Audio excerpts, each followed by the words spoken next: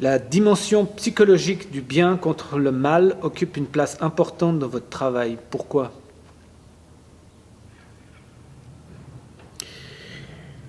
Je n'ai pas l'impression que ça a une grande importance pour moi. Euh, on peut prendre maintenant l'exemple de Richard III, que effectivement je vais noter, mais il n'y a que le mal. Il n'y a même pas la place pour la conscience. Quoique même, oui, peut-être à la fin, il y a une certaine conscience, bien qu'il n'ait aucun scrupule.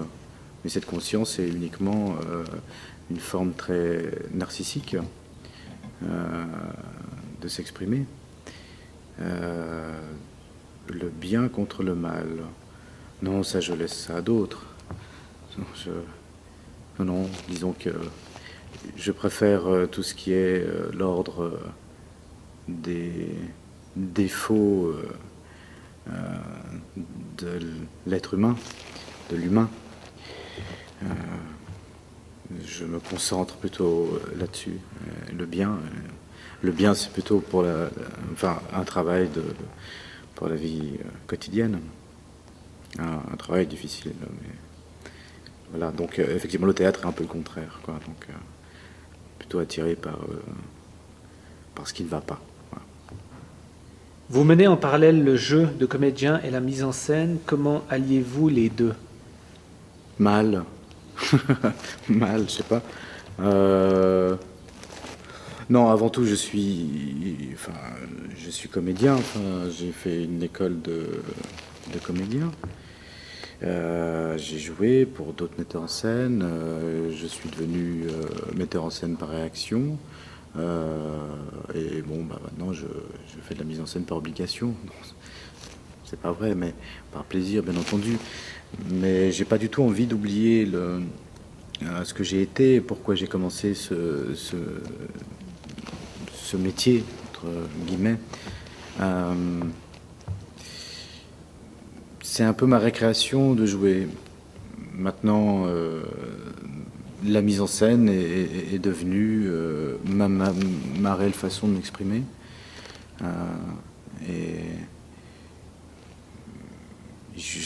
Alors oui, ça se passe des fois. C'est plus compliqué. C'est plus compliqué parce qu'on ne voit pas forcément ce qu'on fait, même s'il y a ce genre d'engin, des caméras. Et par moments, c'est l'inverse. C'est-à-dire, ça peut être 2 fois plus simple. Et après, c'est vraiment une sorte de compagnonnage avec les acteurs, je dis souvent que je ne dirige pas les acteurs, je les accompagne. D'une façon despotique, mais je les accompagne quand même. Non, c'est de l'humour. Non, je crois être... je crois que j'ai besoin de l'autre, donc de l'acteur, du partenaire, pour pouvoir avancer. Oui, j'ai fait des spectacles vraiment tout seul, comme Le Grand Cahier d'Akota Christophe, où j'étais vraiment seul. Je ne voulais absolument, par pudeur, je ne voulais absolument aucun regard extérieur. Je ne pouvais pas me supporter, je ne pouvais pas dire le texte plus de 10 minutes et encore, sans m'exaspérer moi-même. Et c'est vrai que je crois que c'était 1 semaine ou 2 semaines avant la première, j'ai enfin compris ce que c'était. C'était une question de tessiture vocale. Donc souvent, c'est pas grand-chose.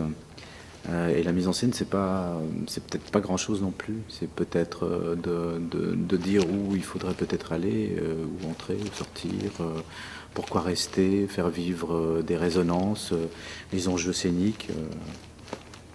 Donc, pour répondre à votre question, c'est conciliable, mais ça a un prix. Et pourquoi avez-vous choisi Jean-Quentin Châtelain pour interpréter Richard III?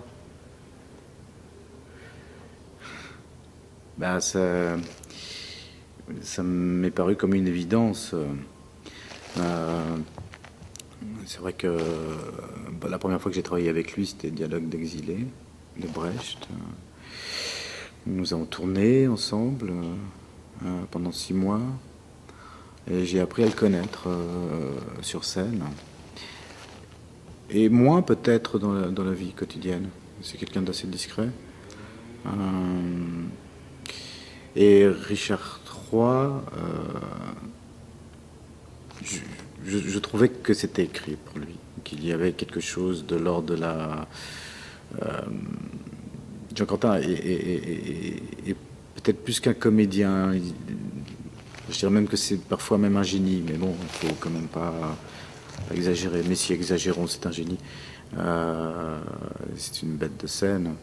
Et il a une manière de s'accaparer du texte, de rentrer d'une manière totalement individuelle, personnelle. On n'a pas grand-chose finalement à faire quand il est là. Ce qui est peut-être très difficile avec peut-être les autres comédiens, parce qu'il a une façon de jouer qui lui est propre.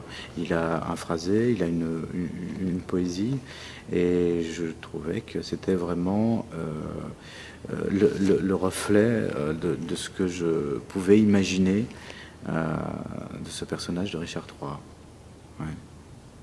Alors après, il va falloir travailler avec les autres comédiens pour qu'ils permettent, encore une fois, des résonances aux autres acteurs. Donc, mais je suis vraiment très honoré, très content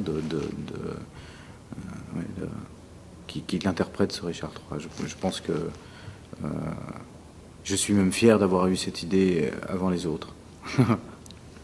Voilà.